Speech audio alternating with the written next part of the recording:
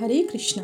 ఈ మాఘమాసంలో అరసవిల్లి క్షేత్రానికి వెళ్ళి ఆ సూర్య భగవానుడి దర్శనం చేసుకుందామని అనుకుంటున్నారా? లేదంటే ఈ రథసప్తమి రోజు ఆయన దర్శనం చేసుకున్నారా? ఇలా చేసుకొని ఉంటే అరసవిల్లి ఆలయ స్థల పురాణం గురించి మీకు తెలుసా? ఆలయ స్థల పురాణం గురించి తెలుసుకోకుండా మనం ఏ క్షేత్ర దర్శనం చేసినా, దర్శనం చేయాలనుకున్నా మనకి పూర్తి ఫలితం దక్కదు. అందువలన ఎవరైతే ఈ మాఘమాసంలో అరసవిల్లి క్షేత్రాన్ని సందర్శిద్దామనుకుంటున్నారో వారు ఆ ఆలయ రహస్యాలను, ఆలయ కథను, స్థల పురాణాన్ని తెలుసుకోండి.